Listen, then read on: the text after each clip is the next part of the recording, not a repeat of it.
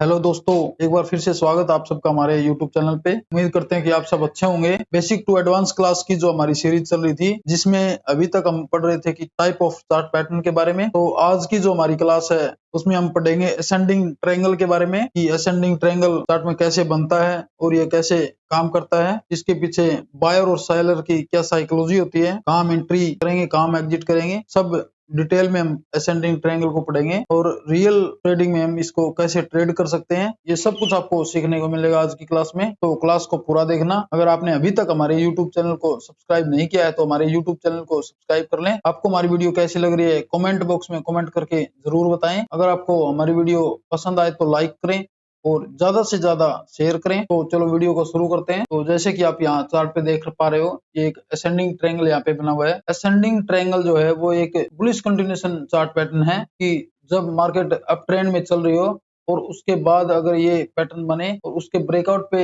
हम देखें कि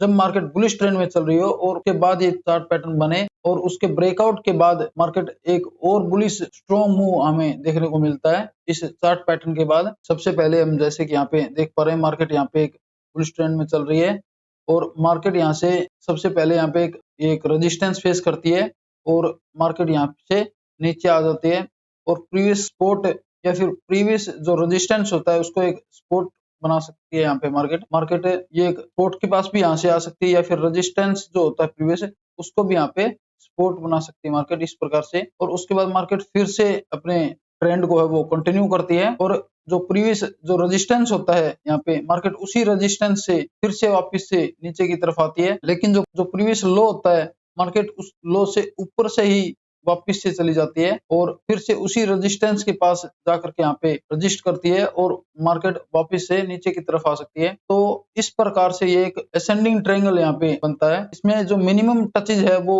2 होने चाहिए, अप साइड में और डाउन साइड में, दोनों साइड में अगर 2-2 टच हो तो हम उसको असेंडिंग ट्रायंगल मान सकते हैं। अगर मैक्सिमम हो तो ये और भी अच्छी बात है, क्योंकि अगर ज्यादा टचेज हो गए तो मार्केट ज्यादा टाइम कंसोलिडेशन करेगी इस जोन में और अगर कंसोलिडेशन ज्यादा टाइम करेगी तो ब्रेकआउट के बाद एक स्ट्रॉन्ग अपसाइड का मुंह हमें यहाँ पे देखने को मिलता है। तो मार्केट यहाँ पे एक रेजिस्टेंस बना रही थी बार बार। यहाँ पे जैसे ही इस रेजिस्टेंस के बाहर यहाँ पे कैंडल क्लोजिंग होती है, यहाँ हमारी एंट्री होगी और हमारा जो स्टॉप लॉस होगा वो हम जो कैंडल क्लोज होती है ऊपर की साइड उसके नीचे भी हम रख सकते हैं और हमारा जो सेफ स्टॉप लॉस होता है वो हम अगर प्रीवियस जो लो होता है उसके नीचे भी हम यहाँ पे अपना स्टॉप लॉस प्लेस कर सकते हैं। और जो टारगेट होता है वो टारगेट हमें सबसे पहले तो हम टारगेट के लिए देखेंगे कि जो सबसे पहले रेजिस्टेंस और सबसे पहले जो सपोर्ट बनाया उस बीच का जो गैप होता है उस गैप के हिसाब से ही उतना ही हमें अपना जो टारगेट है वो रख सकते हैं। जैसे कि हम यहाँ पे देख पा रहे हो कि ये जो यहाँ पे है वो मान के चलो 3% का है, तो हम यहाँ से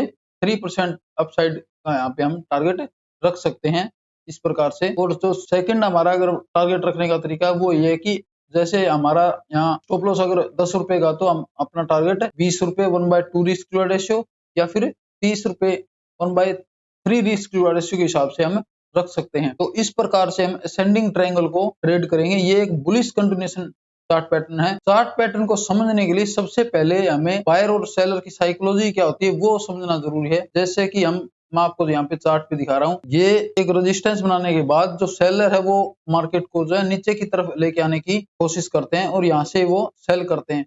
बार बार वो यहाँ जैसे ही मार्केट इस रेजिस्टेंस के पास पहुंचती है, सेलर है वो बार बार सेल करते हैं। लेकिन जो बायर है वो अपनी पावर है वो दिखाते हैं, क्योंकि जो ट्रेंड है वो बायर के फेवर में है। जैसे ही ट्रेंड लाइन के पास जब मार्केट आती है तो अपनी बाय एंट्री यहाँ पे एक्टिवेट करते हैं। जैसे ही इस रेजिस्टेंस का ब्रेकआउट होता है, जो यहाँ पे बाय के ऑर्डर लगे होते हैं कि मार्केट जैसे ही इसके ऊपर यहाँ पे निकले तो हमारे जो ऑर्डर है वो ऑटोमेटिक वो एक्टिवेट हो जाए यहाँ पे। दूसरा, जो यहाँ पे जैसे जिन जिन लोगों ने यहाँ पे सेल एंट्री बनाई होती है उनके जो स्टॉप लॉस होते हैं वो इस रेजिस्टेंस के यहाँ पे ऊपर होते हैं।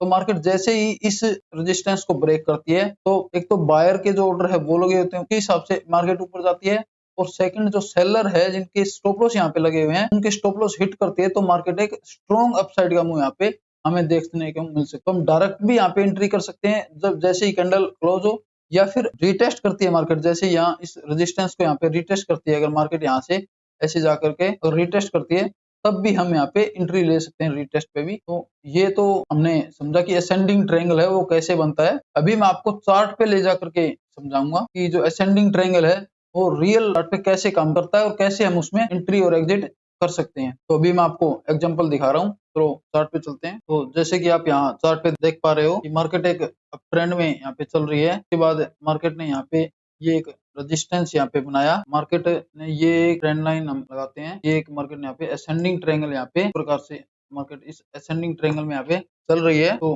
मार्केट ने ये एक सपोर्ट ये बनाया, ये एक रेजिस्टेंस बनाया और मार्केट इस सपोर्ट को ब्रेक करने से पहले यहाँ से वापस से ऊपर चली गई और ये एक रेजिस्टेंस बनाने के बाद इस ट्रेंड लाइन को यहाँ पे रिस्पेक्ट किया और मार्केट ने यहाँ पे रेजिस्टेंस को यहाँ पे ब्रेक कर दिया और ब्रेक करने के बाद मार्केट ने एक स्ट्रॉन्ग अपसाइड का मूव यहाँ पे हमें दिया, क्योंकि मार्केट ये एक रेजिस्टेंस से ये पे नहीं कि ये पीछे से यहाँ पे मार्केट जो है रेजिस्टेंस ले रही थी काफी टाइम से। मार्केट जो है इसी जोन से काफी टाइम से यहाँ पे जो है रेजिस्टेंस फेस कर रही थी इस एरिया को। इस एरिया के ब्रेक होने के बाद तुरंत मार्केट ने एक स्ट्रॉन्ग अपसाइड का मूव हमें दिया। तो हम इस कैंडल के यहाँ पे एंट्री करेंगे क्लोजिंग कैंडल के और ये हमारा जो स्टॉप लॉस है वो यहाँ पे रहेगा और टारगेट है वो हम अपने रिस्क रिवॉर्ड रेशियो के हिसाब से रख सकते हैं या फिर जो हमारा फर्स्ट जो टच होता है वो और इसका ये लो होता है जो हम इस स्पोर्ट एरिया के यहाँ पे जो गैप है यहाँ पे जितने पॉइंट का उतने ही पॉइंट का हम यहाँ पे टारगेट है वो रख सकते हैं। तो ध्यान रखें कि असेंडिंग ट्रायंगल पैटर्न जो है वो एक बुलिश कंटिन्यूएशन चार्ट पैटर्न है। इसमें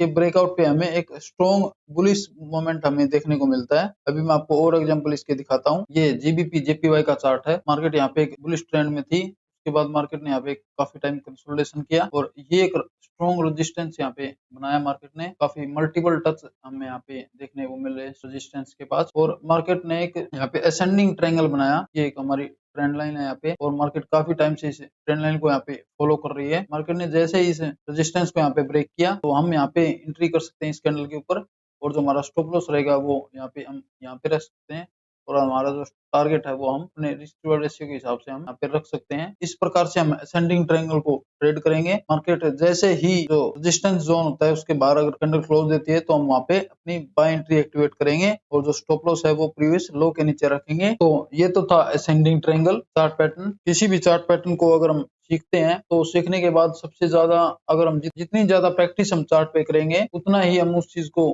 में हमारा जो एक्सपीरियंस है वो होता जाएगा। कोई भी चीज अगर हम फर्स्ट टाइम सीखते हैं तो उसके तुरंत बाद अगर इम्प्लीमेंट करेंगे तो वो शायद इतने अच्छे से हम नहीं कर पाए, लेकिन जितने ज्यादा टाइम हम उसको प्रैक्टिस करेंगे तो ज्यादा से ज्यादा प्रैक्टिस करें।